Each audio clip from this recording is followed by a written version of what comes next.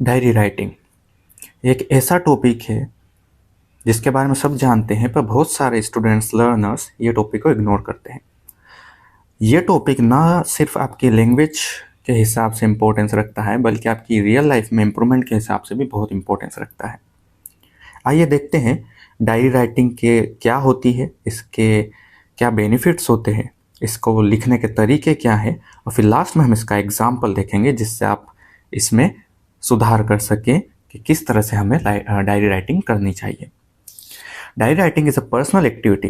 ये एक ऐसी पर्सनल एक्टिविटी जिसमें एक इंसान अपने थॉट्स, वो क्या सोचता है, किस तरह से उसको फीलिंग्स हैं, क्या वो फील करता है, उसको आज क्या क्या एक्सपीरियंस हुए हैं, उसने क्या नई चीज़ें सीखी हैं, क्या समझी हैं डेली बेसिस पर, ये एक्सप्रेस जहाँ वो करता है वो कहलाता है डायरी राइटिंग का।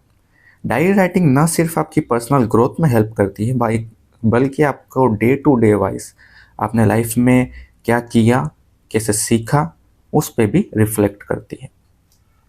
डायरी राइटिंग के क्या बेनिफिट्स हो सकते हैं वो देखते हैं कि पहला, रिड्यूस्ड स्ट्रेस। इससे आपका स्ट्रेस कम होता है। अब स्ट्रेस कैसे कम होता है? मान लो आप किसी चीज़ के बारे में दुखी हैं, चिंता में है, स्ट्रेस में है, जब उसको नोट डाउन करते हैं, जब आप उसको लिखते हैं तो आपका इमोशनल आउटलेट बनता है। मतलब आपके जो इमोशंस है वो बाहर आते हैं, और जब किसी इंसान के इमोशन बाहर आते हैं तो उसका स्ट्रेस कम होता है।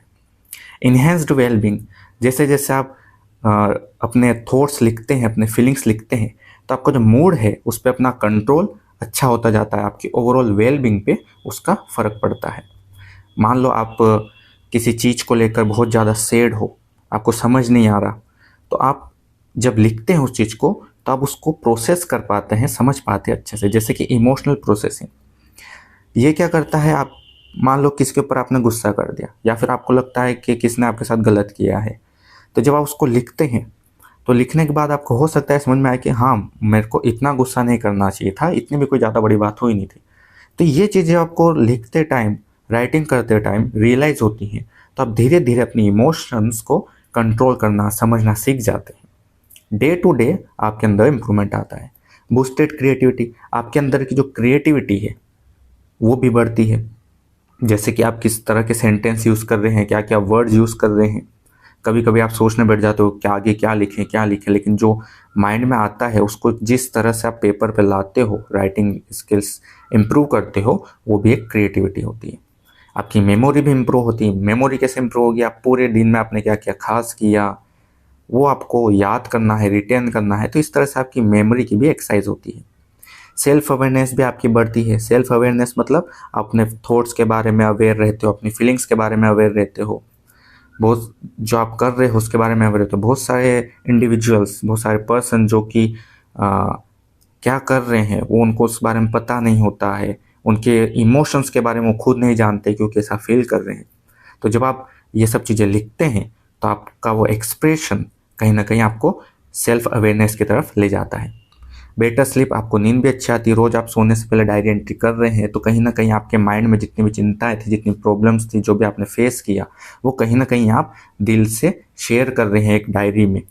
तो कहीं ना कहीं आप एक अच्छा महसूस करते हैं, हल्का महसूस करते हैं, जिससे आपकी स्लीप जो है वो बेहतर होती है। प्रॉब्लम सॉल्विंग स्किल्स, जिस तरह से आप मान लो किसी प्रॉब्लम में फंसे हुए, जब आप उसको लिख रहे हैं तो हो सकता है आप उस टाइम कोई सोल्यूशन आपके दिमाग में आए, आप उस बारे में सोचें कि क्या इसका सोल्यूशन हो सकता है। पहले तो हम शायद बहुत ज़्यादा इमोशन में थे उस टाइम, तो हमें समझ में नहीं आया कि क्या करना चाहिए क्या नहीं, लेकिन जब हम उसको लिख रहे हैं तब हम समझ पा रहे हैं कि हमें क्या करना चाहिए। कम्युनिकेशन स्किल्स भी हमारी इंप्रूव होती है। किस तरह से कि जब आप अपने थॉट्स को अच्छे से कम्युनिकेट कर सकते हो, जो आपके दिमाग में क्या है उसको अच्छे से लिख सकते हो, तो कहीं ना कहीं ये आपकी कम्युनिकेशन स्किल्स भी अच्छी करती है। आपकी मेंटल हेल्थ को तो अच्छी करती ही है। जैसे कि आप डिप्रेशन में हो, आपको किसी चीज़ को लेकर परेशानी है, प्रॉब्लम में हो, बहुत ज़्यादा सैड हो, कोई बहुत ज़्यादा बुरी आपके साथ सिचुएशन हो, जब उसको लिखते हो तो आपके अंदर के जो इमोशंस है वो बाहर आते हैं, तो कहीं ना कहीं आपकी मेंटल हेल्थ में बेनिफिट करते हैं। तो कुल मिला के सार बस इतना है कि कहीं ना कहीं डायरी राइटिंग सिर्फ आपके लैंग्वेज के हिसाब से ही इंपॉर्टेंस नहीं रखती है कि आप लिखना सीखते हो, आपकी राइटिंग स्किल्स इंप्रूव होती, बल्कि आपकी कम्युनिकेशन स्किल्स और मेंटल जो एबिलिटी है, मेंटल हेल्थ है, वो भी आपकी बहुत इंप्रूव होती है। देखते हैं अब आगे कि डायरी राइटिंग करते कैसे हैं। सबसे पहले इसके स्टेप्स क्या होंगे, आप पहले तो एक डायरी चूज़ करिए। डायरी चूज़ करने से मतलब कि आप नोटबुक में लिखना चाहते हैं या फिर डिजिटल ऐप, जैसे कि लैपटॉप हो गया, मोबाइल में कोई ऐप हो गई, आप उसमें लिखना चाहते हैं या नोटबुक में लिखना चाहते हैं। आपकी पर्सनल चॉइस, आपको जैसा कंफर्टेबल फील होए आप वैसा चूज़ कर सकते हैं। उसके बाद फॉर्मेट मतलब आपको किस स्टाइल में लिखना है, कहानी के हिसाब से लिखना है या फिर लिस्ट बनाते हुए आपको अपने थॉट्स प्रेजेंट करने हैं या फिर बुलेट पॉइंट्स बनाने हैं, ये आपके ऊपर डिपेंड करता है। और बहुत सारे जो जनरली स्टार्ट माना जाता है वो डियर डायरी के साथ स्टार्ट होता है कि आपने डेट डाला, टाइम डाला और डियर डायरी के साथ आपने लिखना स्टार्ट कर दिया। और इसके लिए शेड्यूल होना भी बहुत जरूरी है। आपने एक शेड्यूल डिसाइड कर लिया कि रोज़ रात को सोने से 1 घंटे पहले या सोने से जस्ट पहले 11 बजे 10 बजे जो भी आपको कंफर्टेबल फील होए, जिस पर आप स्टिक रह सको, उस टाइम के साथ आप एक शेड्यूल बनाइए और रोज़ लिखना डायरी हैबिट डालिए। राइटिंग अबाउट योर डे, आपने दिन भर में क्या क्या किया, क्या कुछ स्पेशल हुआ, स्पेशल नहीं तो आपने क्या सीखा, ये आप लिख सकते हैं। आपने क्या फील किया, भले ही कुछ स्पेशल हुआ ना हो लेकिन आपको कुछ दिमाग में नया थॉट आया हो जो आपको अच्छा लगा हो, उसको लिख सकते हो।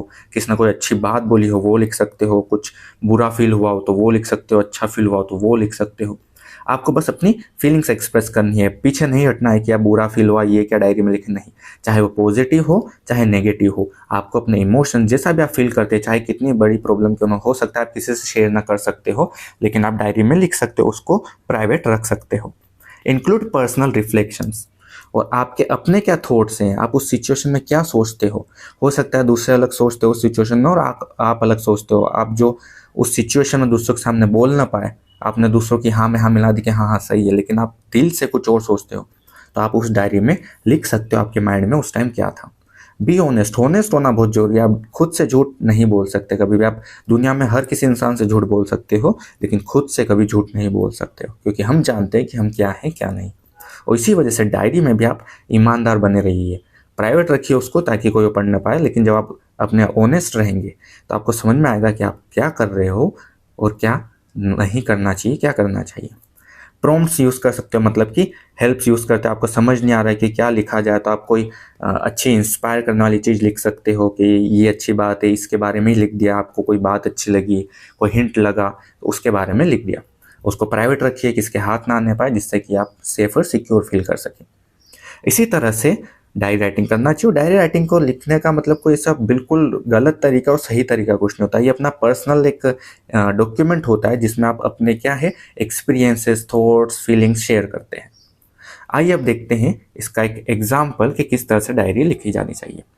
यह आपके सामने एग्जाम्पल है आज का ही, मई 15, 2024। पहले आपने डेट डाली, फिर टाइम डाला जब आप डायरी लिखना स्टार्ट करे और डियर डायरी के साथ आपने स्टार्ट किया। बहुत सारे स्टूडेंट्स क्या करते हैं, एक शेड्यूल लिख देते हैं उसमें कि मैं 7 बजे उठा, 8 बजे मैंने कॉफ़ी चाय पी, उसके बाद मैं खेलने चला गया। आपको रूटीन नहीं लिखना है, आपको अपने थॉट्स लिखने हैं। जैसे कि यहाँ देखिए, today was day of full mixed emotion. आज का जो दिन था वो काफ़ी मिक्सड इमोशन से भरा था। मिक्सड इमोशन से यहाँ मतलब है कि कभी मेरे को अच्छा भी फील हुआ, कभी बुरा भी फील हुआ, कभी थका हुआ फील हुआ, तो मतलब तरह तरह की मेरे को आज फीलिंग्स थी। The morning started with the usual hustle and Bansal. Morning शुरुआत में क्या हो, रोज सुबह की जो चहल पहल होती है उसी के साथ आज सुबह की शुरुआत हुई, लेकिन कहीं ना कहीं आज एक्साइटमेंट थी क्योंकि मैं आज एक नया प्रोजेक्ट, एक नया काम शुरू करने वाला था।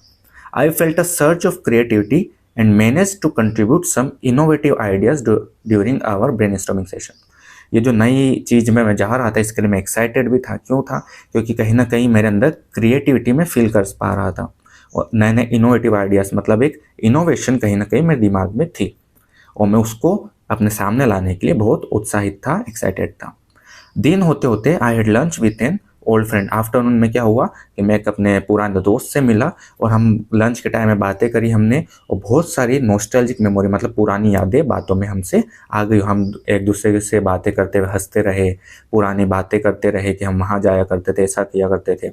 इस तरह से हमने पुरानी यादों को याद किया, अच्छा लगा, हंसी मजाक किया और वापस एक दूसरे को प्रॉमिस किया कि हम वापस ज़्यादा से ज़्यादा मिलने की कोशिश करेंगे। और आगे लिखा है, आगे इस तरह से, it's amazing how some friendship can withstand of the test of time. यहाँ पे एक लाइन भी इस तरह से आप ऐड कर सकते हो डायरीज में, कोई अच्छी बात आपको लगी हो कि ये कितना अच्छा होता है कि कुछ कुछ दोस्ती वक्त के साथ साथ मजबूत होती जाती है। However the evening brought a tinge of sadness. लेकिन शाम होते होते क्या हुआ, मेरे को एक हल्का सा दुख महसूस हुआ, सैडनेस लेके आया। कैसे? I learn that my favourite teacher from high school had retired. मुझे पता चला कि मैं जिनसे स्कूल में पढ़ा करता था वो टीचर अब क्या हो चुके हैं, रिटायर हो चुके हैं, मतलब उनकी जो जॉब का ड्यूरेशन था वो पूरा हो चुका है। तो ये सुन के मुझे काफ़ी दुख हुआ, क्योंकि वो बहुत अच्छा पढ़ाती थी, उनको उनके मेरे ऊपर काफ़ी अच्छा प्रभाव था, लिटरेचर का काफ़ी अच्छा सिखाते थे वो। I owe much of my passion for reading to her inspiring lesson. और मैं अपना जो पैशन है रीडिंग के लिए, पढ़ने के लिए, कहीं ना कहीं उन्हीं के इंस्पायरेशन की बदौलत है। As the day comes to an end, और जिस तरह से अब दिन खत्म होने आया है, I am reflecting on the importance of cherishing every moment and the people who touch our lifes. और अब जब ये दिन खत्म होते जा रहा है तो मैं सोच रहा हूँ, क्या सोच रहा हूँ, इम्पोर्टेंस किस चीज़ की, जो हर पल हर एक पल हम बिताते हैं, जो लोग हमसे टच में आते हैं, किस तरह से हमारे मोमेंट को, हर एक पल को अच्छे से चेरिश कर सकते हैं, उसको इम्पोर्टेंस, उसको एक खुशनुमा बना सकते हैं, यादगार बना सकते हैं।